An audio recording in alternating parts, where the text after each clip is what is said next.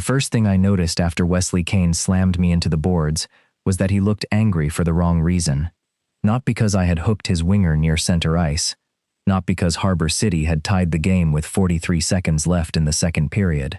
His eyes were fixed past my shoulder, toward the Lakewood rookie, who had spent most of the game taunting Owen, our 19-year-old call-up. The rookie had leaned close enough to say something only 3 of us heard. I shoved him away before Owen could earn a suspension in his first month as a professional. Wes hit me anyway. My helmet snapped against the glass. The arena erupted around us. His forearm pressed across my chest, and his breath fogged in the narrow space between our faces. "You always have to make it yours?" he said. I had no idea what he meant. "Get off me, Kane." His glove closed around my jersey. Mine did the same. 5 years of headlines finally got the footage they had always wanted. Hockey fights were usually less personal than they looked. 2 men grabbed each other, swung until the linesman stepped in, then pretended not to feel the bruises afterward. This one felt different.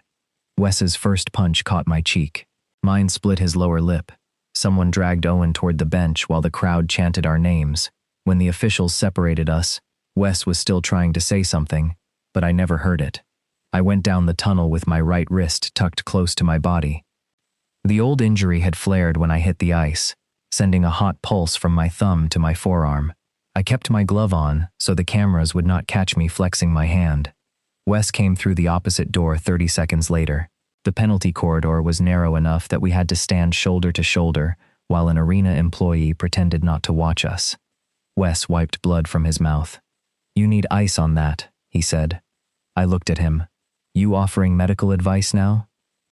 His eyes dropped to my wrist. "I'm offering an observation. Observe your own face." He touched his split lip and gave me a look that might have been annoyance or amusement. With Wes, the difference was usually 1 degree at the corner of his mouth. The doors opened, and our staff members collected us before either of us said anything else.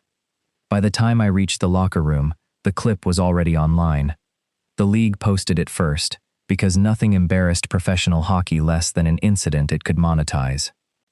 The slow-motion replay showed Wes driving me into the boards, my gloves dropping, and both of us throwing punches beneath a caption about the latest chapter in the Kane-Bennett rivalry. The part with the rookie was missing, so was the comment that started it. By midnight, sports accounts were arguing over which of us had lost control. By morning, one panel had called me reckless, another had called Wes old school, and a third had spent 4 minutes wondering whether our hatred was good for the game. At 7:14, Naomi Price, the league communications director, called and told me not to post anything. Do not like anything. Do not respond to teammates. Do not make jokes. The last one feels unconstitutional. Her voice flattened on my name in the way people spoke when they believed they were protecting me from myself. I sat at my kitchen counter with frozen peas wrapped around my wrist and opened the media packet she had emailed. It included approved language about accountability, sportsmanship, and setting a better example. It reminded me of another packet from 4 years earlier. That one had included my coming out statement before I had written one. I had told one trusted teammate that I planned to come out after the season. He told management because, according to him, the organization needed time to prepare. Within 48 hours, they had contacted sponsors, drafted talking points, and built a media calendar around the most private decision of my life. Everyone smiled while explaining how much control they were giving me. I came out anyway. I rewrote the statement and said what I wanted. But I never forgot how quickly concern became ownership when enough people sat around a conference table. "What's the punishment?" I asked Naomi. She told me there was a meeting at 10. When I asked about a fine or suspension, she repeated the time and gave me an address. Harbor Youth Ice Center. Why there? She ended the call with the kind of silence that meant somebody had designed something creative. The rink sat between an auto parts warehouse and a closed furniture store. Its sign had lost the first letter, so the building announced itself as Arbor Youth Ice in fading blue paint. Wes's truck was already in the lot. I recognized it because Wolves fans had once identified it from 3 seconds of footage. I parked 2 spaces away out of spite, then told myself the lot had not been plowed properly. Inside, the rink smelled like wet gloves, burnt coffee, and the sharp cold that settled behind your teeth.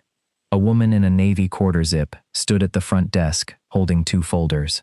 Tessa Morgan, program director. I introduced myself. I know, she said, in a tone suggesting that was not necessarily an advantage. Wes leaned against the wall beside a vending machine, his lower lip marked by a narrow red cut. He wore a black knit cap and a gray sweatshirt with no Wolves logo. Without his uniform, he looked less like my professionally designated enemy and more like a man who had been awake too early and disliked fluorescent lighting. You're late, he said. I checked the clock. I'm 4 minutes early. You're later than me. That isn't how time works. Tessa handed each of us a folder and said our ability to use complete sentences put us ahead of several coaches she had known. The first page carried league letterhead. By page 3, the punishment became clear. 6 weeks, 3 sessions a week, 2 rival captains serving as co-coaches for 30 children between 10 and 14, followed by a public exhibition and fundraiser. This is a publicity stunt, I said. Tessa said it had been proposed as one. She had agreed because the league was paying for equipment, transportation, and ice time. That doesn't make the children part of your stunt. Wes closed his folder. What happens if we refuse? Ask the league. My concern is what happens if you accept and treat this place like a stage. Wes said he did not perform for cameras. I told him he had seemed comfortable the night before. His jaw shifted. Tessa stopped us without raising her voice. Whatever that is, leave it in your arenas. These kids do not need 2 adult men teaching them that leadership means being the loudest person in the room. For once, neither of us had an answer. She led us through a corridor lined with scuffed team photos and handwritten donor plaques. The coach's office contained 1 desk, 2 metal chairs, and a heater making a noise like a dying lawnmower. The equipment room held donated skates, tied together by their laces, and helmets missing the same left side screw. We would plan drills together, arrive 45 minutes before each session, and remain until every child had been collected. No assistants unless Tessa approved them. No personal media teams. If the league sent cameras, she decided where they stood. Wes nodded once. I asked when we would meet the kids. A crash sounded from the rink. Tessa closed her eyes. Apparently now, we followed her through the doors. A small boy sat on the ice near the boards, 1 skate twisted beneath him.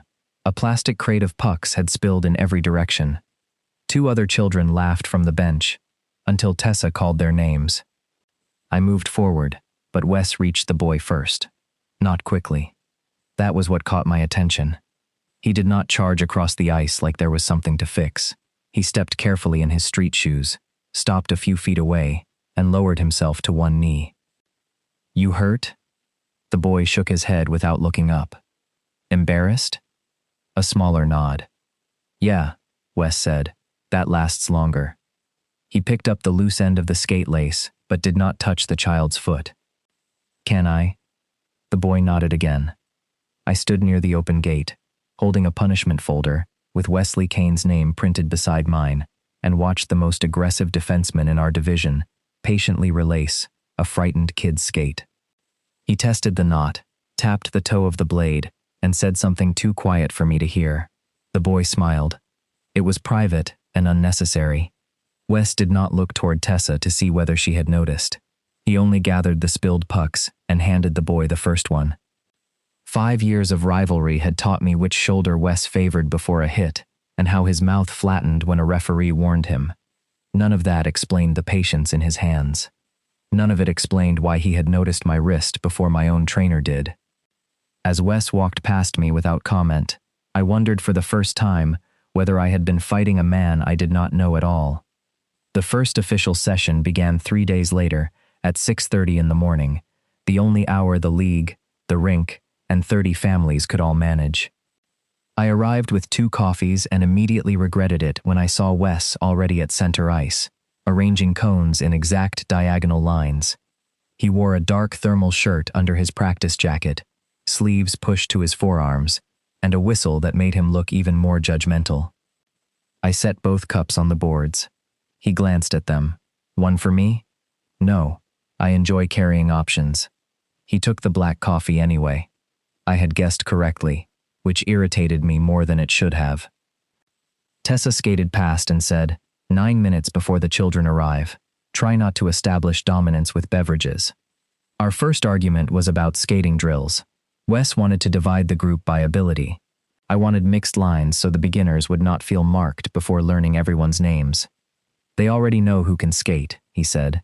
Kids notice everything. Then adults don't need to underline it. We compromised badly. Half the drills would be mixed, half separated, and neither of us admitted the result was better than either original plan.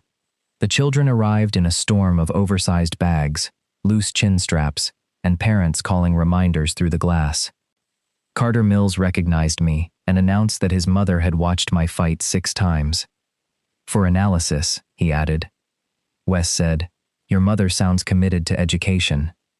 Carter decided he liked him. The first 20 minutes were chaos. Priya could skate backward faster than several adults I knew but refused to shoot. 2 brothers kept swapping helmets because each preferred the others. Leo Alvarez stayed near the gate, watching every drill before joining it, as if he needed proof the ice would not betray him. Wes ran the acceleration station with clipped instructions and no wasted movement. I expected the children to find him intimidating. Instead, they listened. When Carter missed a turn and crashed through the cones, Wes did not make him repeat it alone. He changed the drill for the entire line, demonstrating a slower pivot, as though that had always been the plan. Carter tried again and succeeded. Wes gave him one nod. The boy lit up like he had been handed a professional contract. I handled puck control near the far boards. Leo joined my line last, wearing borrowed pads. His gloves were too large, and his stick came nearly to his nose. I shortened his grip and showed him how to guide the puck without chasing it. On his 3rd attempt, an older boy laughed when the puck slipped beneath Leo's blade. Before I could intervene, Wes blew his whistle. Everybody on one knee. The group froze. He skated over and picked up Leo's puck. You know why professionals repeat basic drills? Nobody answered. Because being embarrassed is cheaper in practice than being careless in a game. He placed the puck back down. Again. This time, everyone watched without laughing. Leo moved it cleanly between the markers.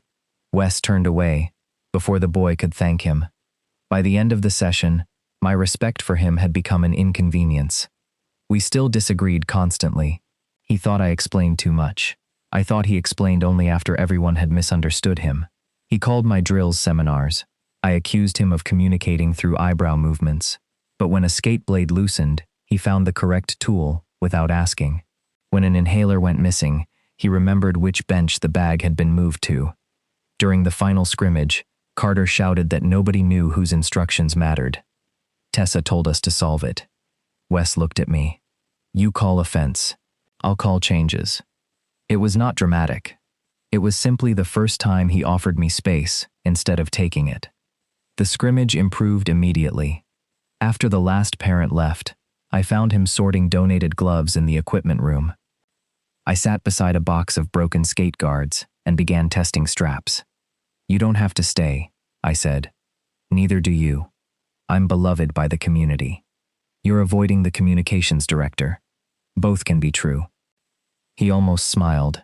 We worked to the scrape of plastic and the heater rattling through the wall.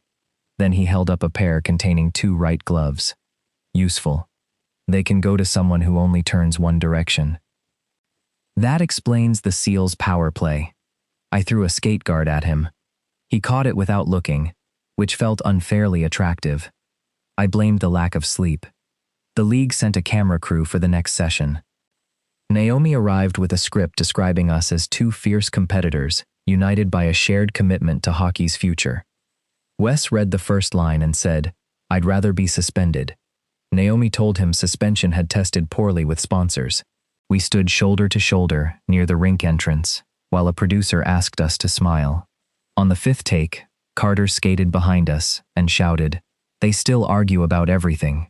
The camera operator laughed. Wes leaned toward my microphone. At least one person here is committed to accuracy. I laughed before I could stop myself. The producer kept that take. Naomi looked like she wanted to suspend all 3 of us. Practice went smoothly until I demonstrated a wrist shot for Priya. Pain flashed through my right hand and loosened my grip. The puck slid into the corner. I covered the mistake by asking what she noticed about my weight transfer. She answered correctly, because Priya noticed everything. When I turned, Wes was watching from the blue line. I shook my hand once and reached for another puck. He skated over.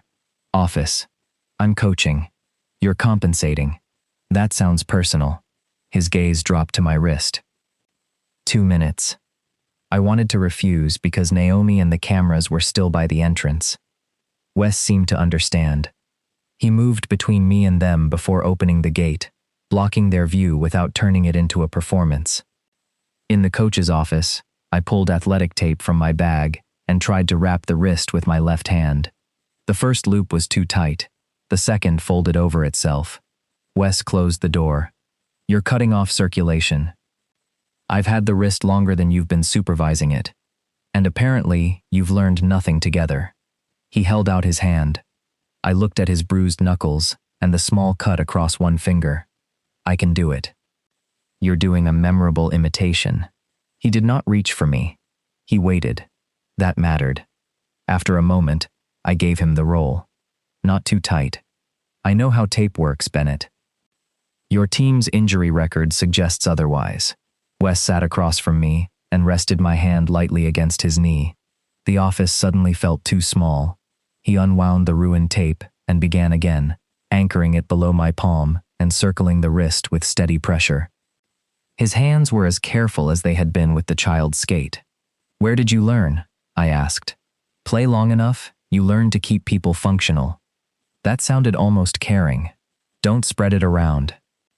His thumb pressed briefly against the inside of my wrist to check the support.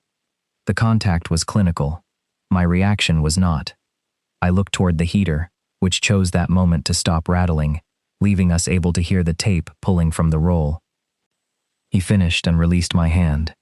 Try it. I rotated the wrist. The pain remained, but the joint felt stable. Better, I admitted. I asked why he had noticed. You changed your release. Most people don't catch that from across the rink. Most people aren't paid to stop you. Before I could decide whether that was an explanation or an evasion, Tessa knocked and announced that Carter had persuaded half the group the penalty box was a snack area. We returned to the ice together. Wes never asked about my wrist again. He simply adjusted the drills so I did not have to demonstrate another shot. That evening, Tessa sent us the schedule for the next 2 weeks. The rink had lost an assistant coach, so Wes and I would need to arrive earlier, plan every session jointly, and supervise equipment after the children left. 3 mornings, 2 fundraisers, 1 school visit, and a Saturday skate fitting. I stared at the calendar longer than necessary. 6 weeks had sounded manageable inside a disciplinary folder. Now it looked like shared coffee, cramped offices, and Wes's thumb resting against my pulse. I closed the email and reminded myself that noticing a man's hands was not the same as trusting him. The distinction felt important. At the next practice, Wes had not arrived when I entered the coach's office. His chair was empty, and so was the coffee cup he usually abandoned beside the heater. I told myself the room felt different because it was quieter. Then I saw a fresh roll of athletic tape placed in the center of my chair. No note, no joke, no instruction. Just the exact brand I used, still sealed in plastic. I picked it up and turned it over in my hand. Wes walked in, carrying a box of sharpened skates. He looked at the tape, then at me. You're blocking the chair. I moved aside. Neither of us mentioned it. For the first time since the league assigned us to the same ice, I found myself looking forward to the next morning. The following 2 weeks rearranged themselves around the youth rink. Morning practice before sunrise, games at night, then back before the building had warmed. By the 4th session, Wes stopped asking whether I wanted coffee. He simply placed one beside my folder and kept the black one for himself. He had memorized that I took mine with milk and no sugar. I pretended not to notice. In return, I started leaving the least damaged pair of coaching gloves on the top shelf, where he could reach them first. He pretended not to notice that too. Our relationship improved through gestures neither of us was willing to name. The children noticed before we did. Carter began referring to us as Coach Micah and Coach Grumpy. Wes asked why I had been spared. Carter said, "You smile sometimes." Wes looked at me. "Do you?" "Only during championship seasons." Priya began timing how long we could run a drill without arguing. Leo started arriving early enough to sit near the gate while we set up cones. He still avoided the crowded locker room, but he no longer waited for everyone else to step onto the ice first. Wes never called attention to the change. He only left one end of the bench open and placed Leo's helmet there before each practice, as if the space had always belonged to him. One Tuesday morning, the rink heater failed completely. Tessa handed us 2 portable units that produced more noise than warmth and said the repair company could not come until Friday. The children practiced in extra layers, their breath visible in the air. Wes changed the plan, replacing stationary instruction with continuous movement. I would once have accused him of taking over. Instead, I adjusted the passing drill to match. Halfway through, we looked at each other across the ice and realized we had made the same decision at the same time. He gave me one short nod. It should not have felt intimate. It did. After practice, I found him kneeling beside the broken heater with a screwdriver between his teeth. "You know Tessa called a professional." He removed the screwdriver. "I know Tessa called a company that said Friday. And you're what, a defenseman electrician?" "My father repaired commercial freezers." He loosened the panel. "I spent most of high school holding a flashlight wrong." I crouched beside him. "That explains your personality. Bright but poorly directed? Mostly something people swear at while working." He laughed. An actual laugh this time, low and surprised. I had heard Wes celebrate goals and argue calls. I had never heard that sound. It stayed with me longer than the joke deserved. The Saturday skate fitting brought nearly every family into the building at once. Parents filled forms at folding tables, while children tried on donated equipment. Wes managed sizes and repairs. I handled waivers, transportation requests, and questions about cost.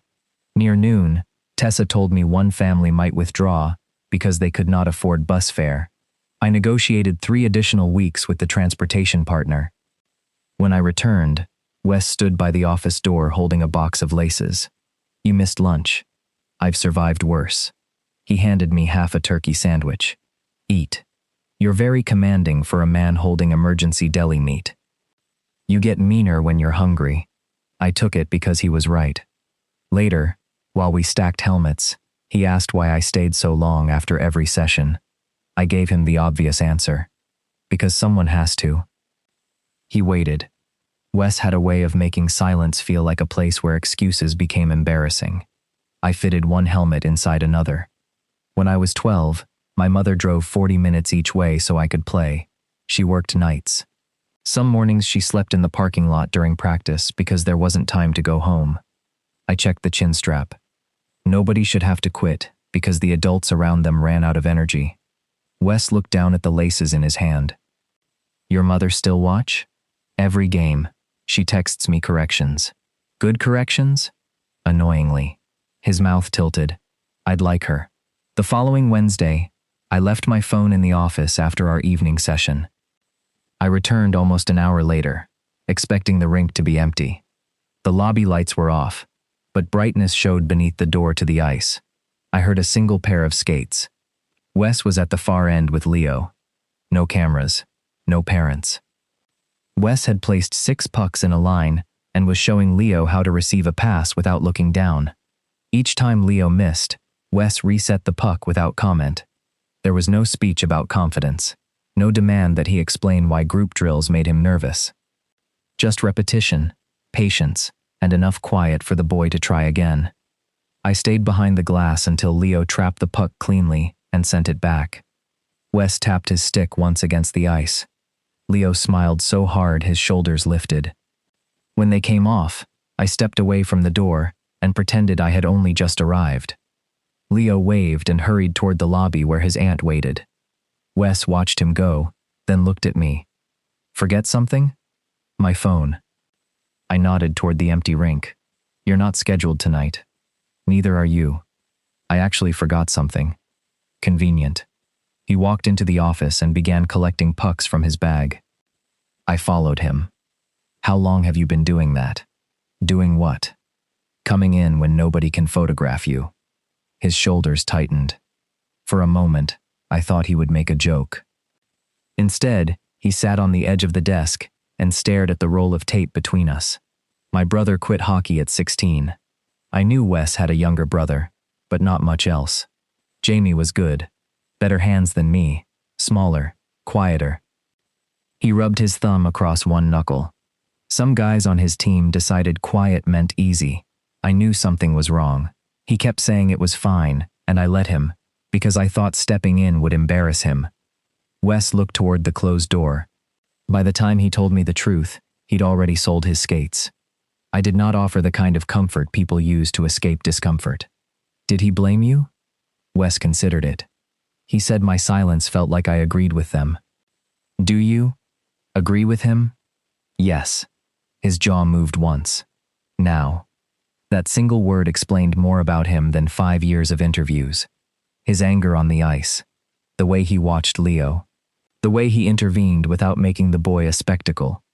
I had thought Wes avoided conflict because he did not care enough to choose a side.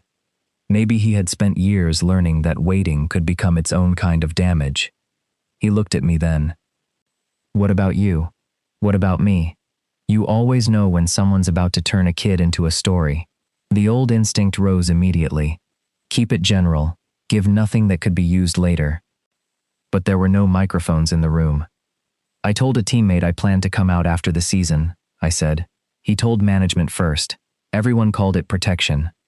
Wes's expression changed, not into pity but anger held very still. Did he apologize? He explained. That wasn't the question. I looked at him. No. We did not say anything for a while. Then Wes reached for the tape. Your wrist. I had been rubbing it without noticing. It's fine. He held the roll but did not move closer. Can I? The question loosened something in me. I sat in the metal chair and gave him my hand. He wrapped the wrist carefully, his head bent, his fingers warm against skin chilled by the rink. This time neither of us joked. The quiet was simply full. When he finished, he checked the support with his thumb and looked up. We were closer than either of us had planned. I could see the pale line of an old scar near his chin and the tiredness beneath his eyes. He released my hand slowly. At the next practice, everything felt almost normal, which meant I noticed every difference. Wes stood closer when we reviewed drills. I knew when he was about to change a line before he spoke. He knew when I needed him to redirect Carter without interrupting me. Our shoulders brushed in the equipment room, and neither of us moved immediately. After the children left, I told him Leo had asked whether he could join the full scrimmage the following week. Wes looked pleased, then guarded. He did the work. You helped. That's the job. You do a lot that isn't the job. He stacked 3 helmets with unnecessary precision. I should have let it go. Instead, I said, for someone who claims not to care what people think, you work very hard to hide anything that might make them think well of you. Wes went still. I expected him to snap back. His voice, when it came, was quieter. Maybe I don't care what most people think. He picked up his bag and moved toward the door. And the rest? His hand stayed on the handle for a second. Losing your respect bothers me more than losing to you. Then he walked out, before I could ask what that meant, leaving me alone with 2 empty coffee cups and the dangerous realization that I wanted him to come back. Daniel Ross arrived at the rink the next week wearing a camel coat, polished shoes, and the confident smile of a man who had never carried his own equipment bag. He had played 2 seasons with me in Harbor City before retiring into sponsorship work. He knew my mother's name, my first apartment, and exactly which jokes made me laugh when I was trying not to. The clinic's equipment grant came through his company, so Tessa welcomed him warmly. Wes greeted him with the emotional range of a locked loading dock. Daniel hugged me before I could stop him. Bennett, still collecting penalties and pretending they're principles. Retirement has made you unbearable. No, money did that. Wes stood 10 feet away, tightening Carter's helmet strap as if the plastic had personally offended him. Daniel followed my glance. That Kane? You've seen him play. I meant like that. What does that mean? Daniel smiled, watching you, like he's waiting for instructions. Wes rarely waits for anything. For the rest of the visit, Daniel found reasons to stand close and mention stories from years before. I let him. Part of me wanted to see whether Wes would react. It was immature. It was also effective. During the sponsor photo, Daniel put an arm around my back. Across the ice, Wes sent a puck into the boards hard enough to make 3 children jump.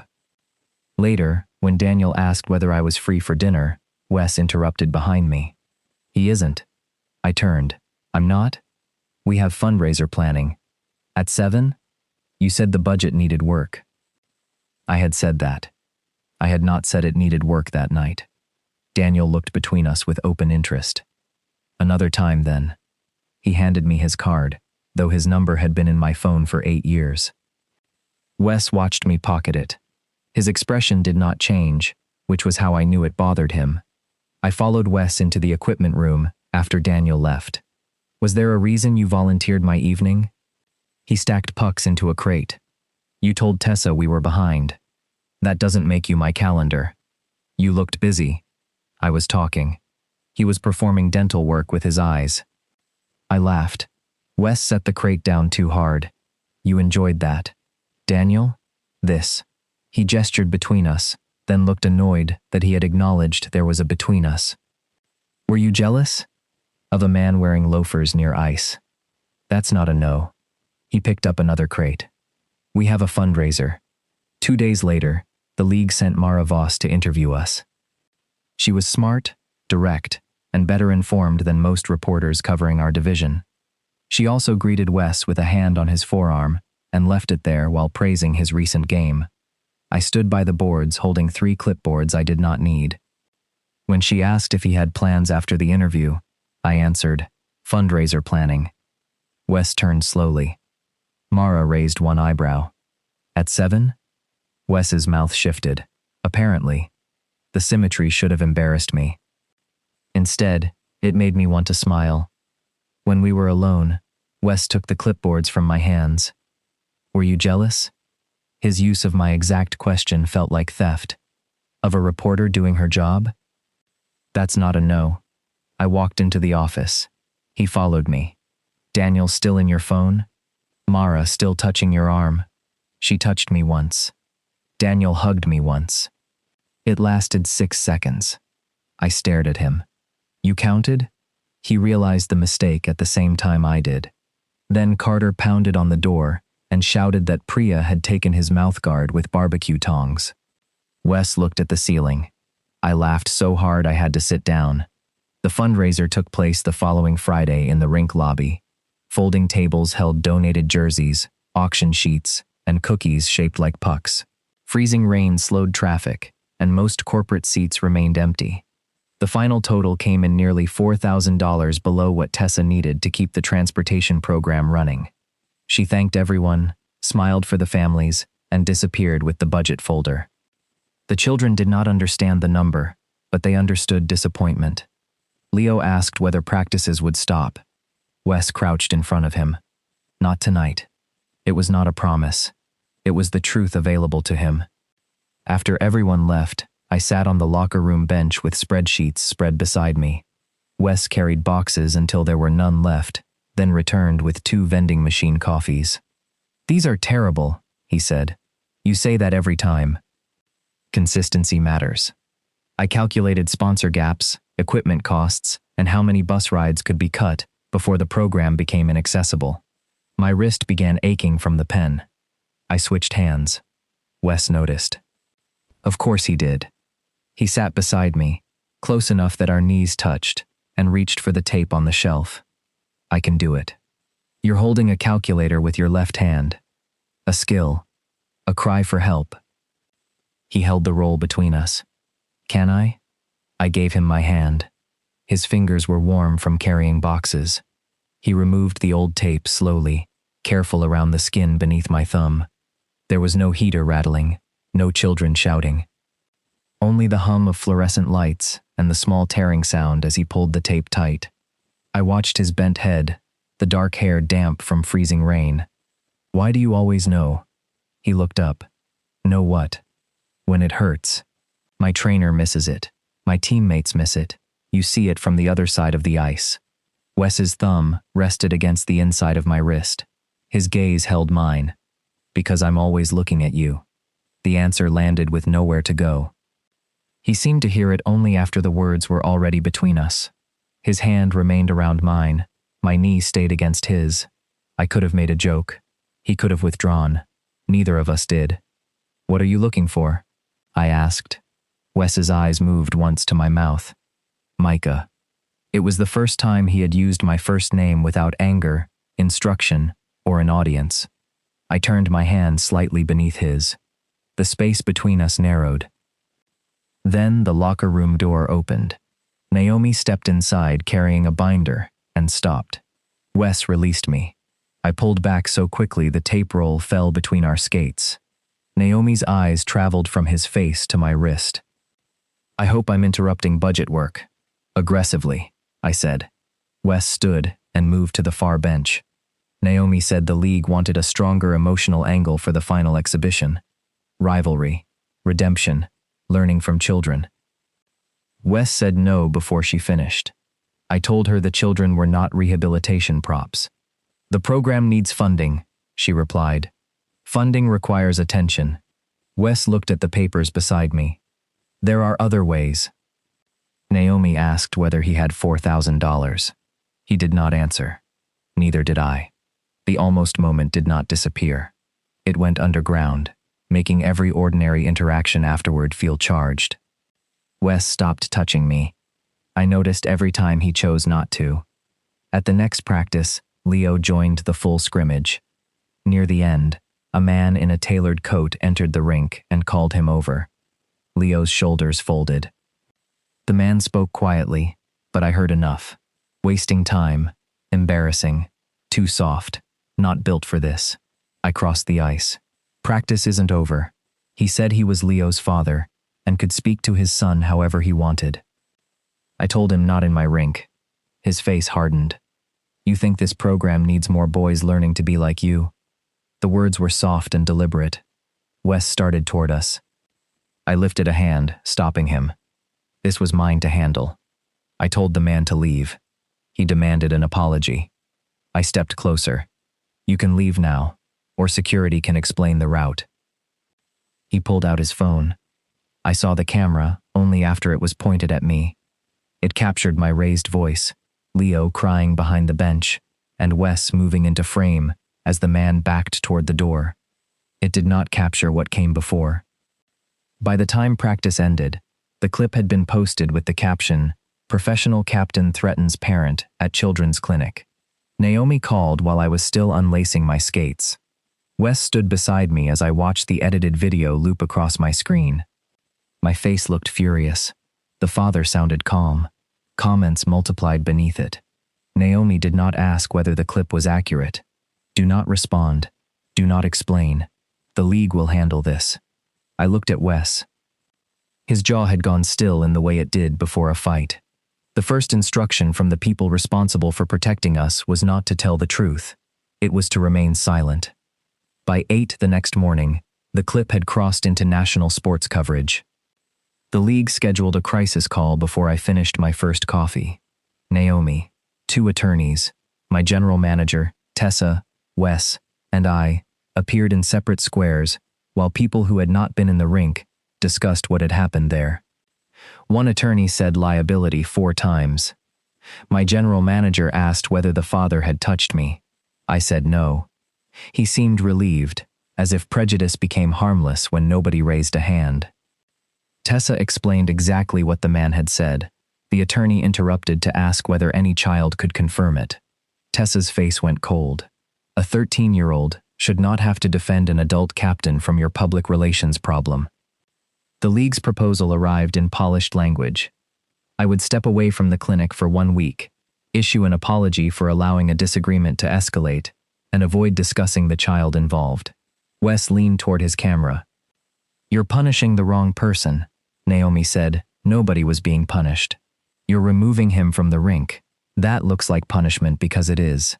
He reminded them he had been standing 10 feet away and knew the video was edited.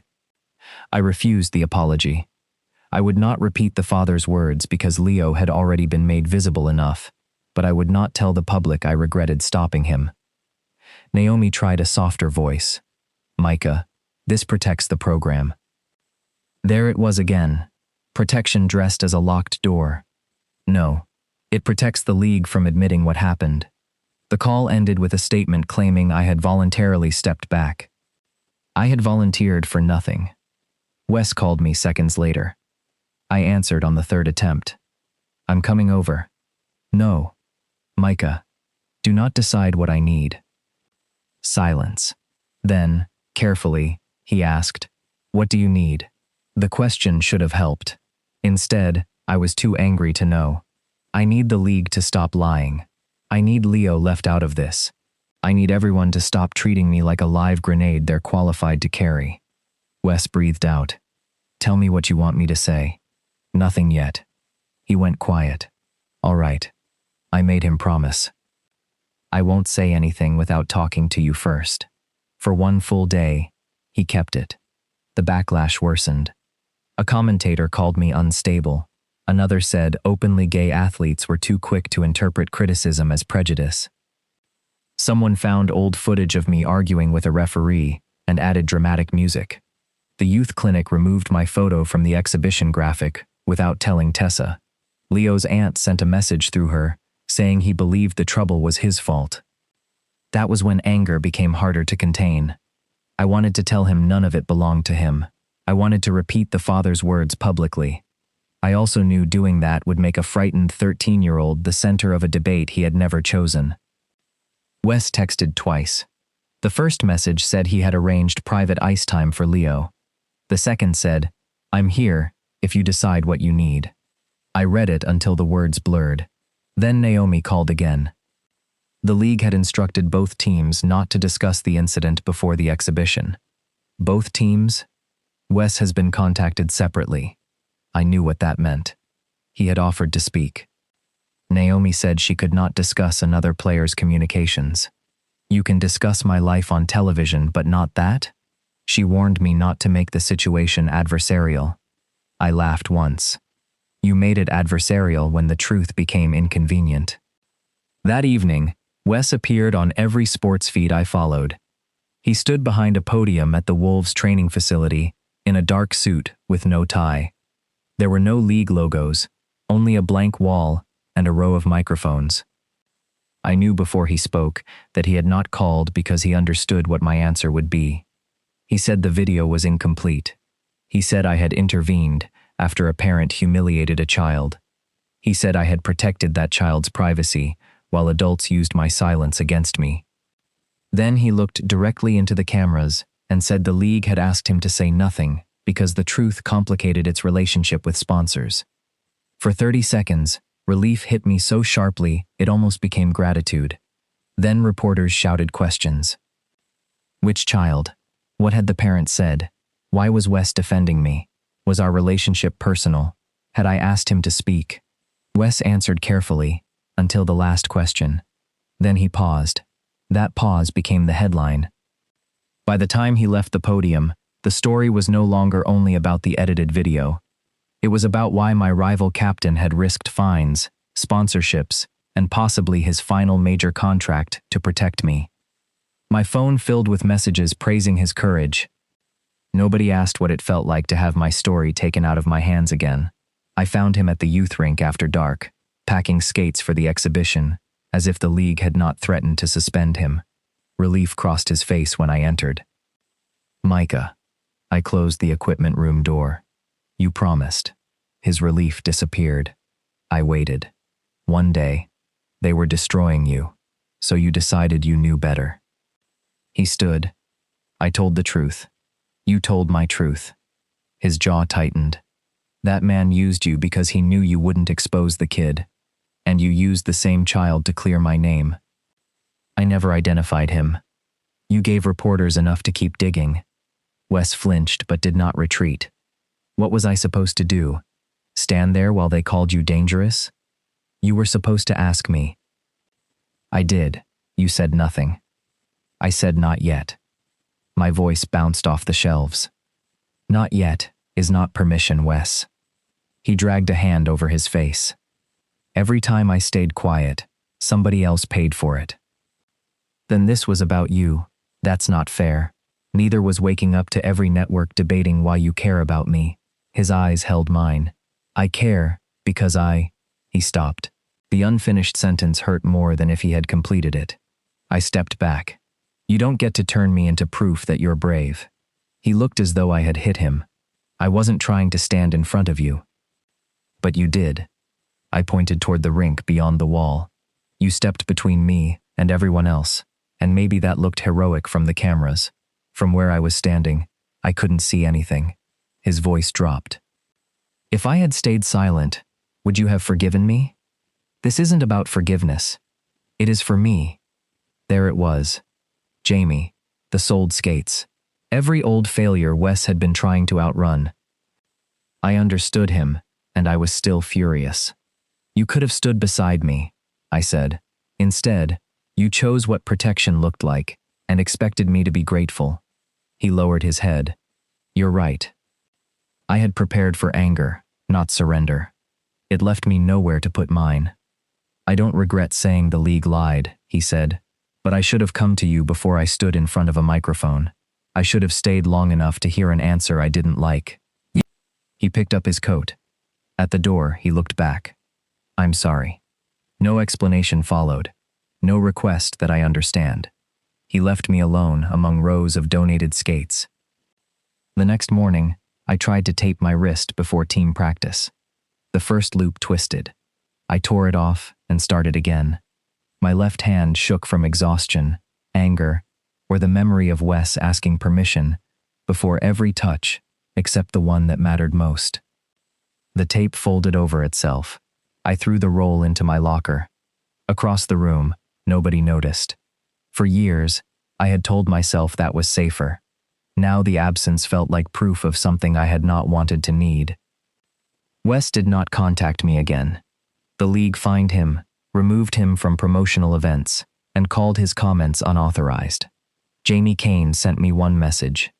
Wes had spent years believing courage meant acting before fear could stop him. He was only starting to understand that sometimes courage meant asking what someone needed and staying when the answer was not about him. I did not reply, but I saved it. 2 days before the exhibition, Tessa emailed the final schedule. My name had been restored beside Wes's, though the league noted my participation remained optional. Attached was a blank statement form and a reminder to avoid discussing the investigation. I looked at the paper, then at the ruined tape on my kitchen counter. Staying away would protect me from another public scene. Going back under their conditions would let them use my silence as agreement. There was a third choice, but it required trusting that support could be corrected instead of rejected forever. I opened a new document and began writing my own statement. Then, I picked up my phone and called Wes before I could talk myself out of it. He answered on the first ring, but said nothing, as if even hello might push too hard. The exhibition starts at 10, I said. I'm arriving at 8:30. Okay. I looked at the statement open on my laptop. I'm going to speak before the first face-off. Another pause. Do you want me there? The question hurt in the right way. Yes. But not at the podium.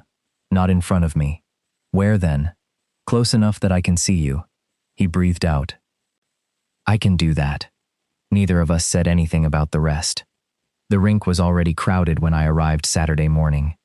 Volunteers carried folding chairs through the lobby. Parents lined the glass. Reporters stood behind a rope Tessa had installed herself.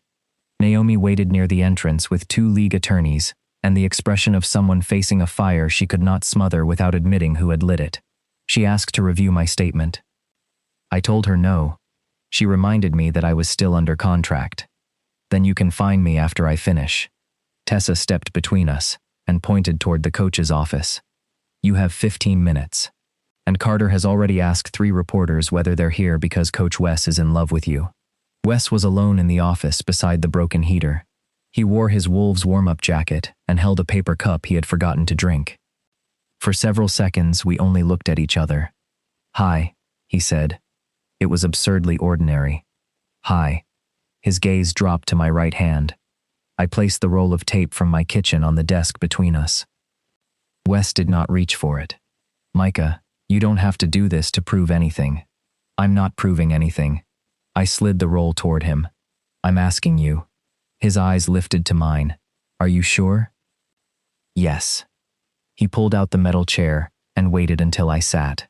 Then he knelt in front of me, the way he had on the first morning, except this time, the whole history of the gesture sat between us. He unwound the damaged strip and started fresh. His hands were steady.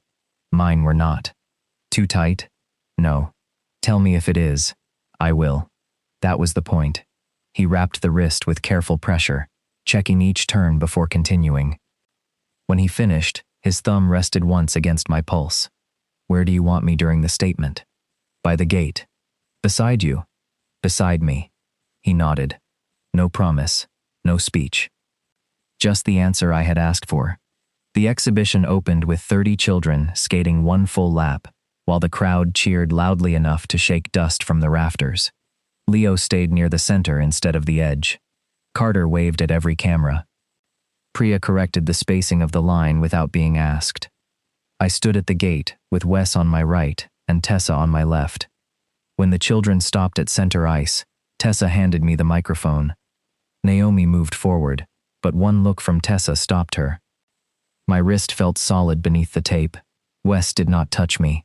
He simply stood where I could see him. I told the crowd the video had shown my anger, but not its cause. I said I had removed an adult who had humiliated a child. I would not identify that child, or repeat words that did not deserve another audience. I said youth sports could not claim to teach courage, while demanding silence from the people who practiced it. Then I looked directly at the league officials. Protection without consent is control. Silence without accountability is approval. We can do better than both. The rink went still. I admitted I had raised my voice, and said I would do it again, if the alternative was leaving a child alone. I did not apologize. I told the truth in my own order, with my own words. The applause began somewhere behind the children, and spread through the stands. It was not unanimous. That made it feel real. Naomi lowered her folder. One of the attorneys started typing. Wes remained silent until I handed the microphone back to Tessa. Then he leaned close enough that only I could hear him. "You were good." That sounded surprised. "You were terrifying." "Better." His mouth curved. The tension between us did not disappear, but it changed shape. We had not repaired everything. We had simply stopped pretending repair was impossible. The exhibition itself was gloriously disorganized. Carter celebrated a goal that had gone off Priya's skate. 2 children skated to the wrong bench. Leo hesitated the first time he received a pass, then remembered the drill Wes had practiced with him after hours. He lifted his head, trapped the puck cleanly, and sent it across the slot. Priya scored. Wes struck the boards once with his palm. Leo looked toward him immediately. Wes pointed back to the ice, but the pride on his face was impossible to hide. I understood why he had kept returning when nobody watched. He was still trying to become the person Jamie had needed. Maybe all of us were. By the end of the day, the fundraiser had exceeded its target. Daniel's company doubled its grant. Smaller sponsors offered transportation funding after Tessa explained exactly where the money would go. The league fined Wes for the unauthorized press conference and fined me for ignoring communications protocol. Tessa taped both notices to the office wall, beneath a handwritten sign that read, "Community Leadership Awards." Naomi stared at it before saying she would pretend not to have seen it. It was not an apology, but it was a beginning. I found Wes alone in the locker room after the last family left. He sat on the bench, turning the empty tape roll through his fingers. The room smelled of wet gear and freshly cut ice. "You disappeared," I said. "I thought you might need space." "I did." He stood. "And now?" I closed the door. "Now I need you to listen." He nodded. I told him I was still angry. I told him his press conference had helped and hurt me at the same time. I told him understanding why he had done it did not erase what it had cost. He accepted every sentence without defending himself. When I finished, Wes looked down at the roll in his hand. I don't regret telling them the league lied, he said, but I regret making your story the price of my courage. I should have asked. I should have stood with you before I stood in front of anyone else. His voice roughened. I don't want to fight your battles for you.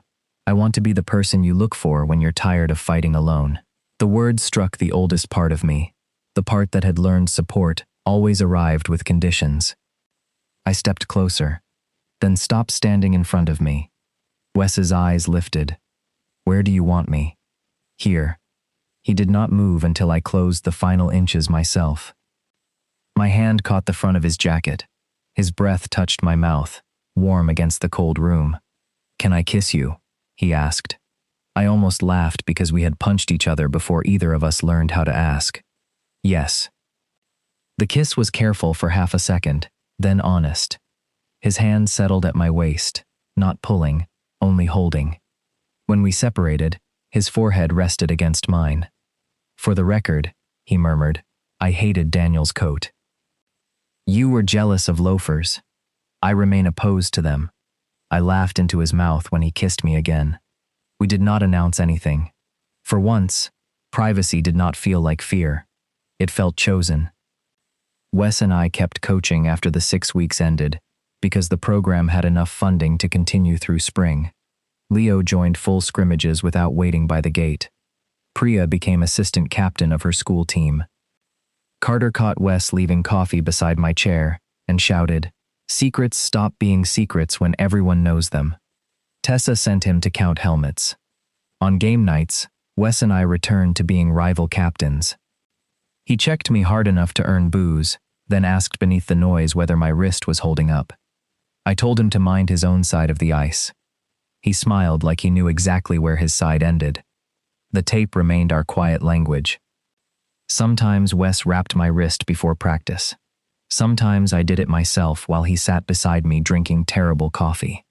The difference was that I no longer mistook needing someone for losing myself. He no longer mistook urgency for permission. We learned to ask, to answer, and to stay when the answer was difficult.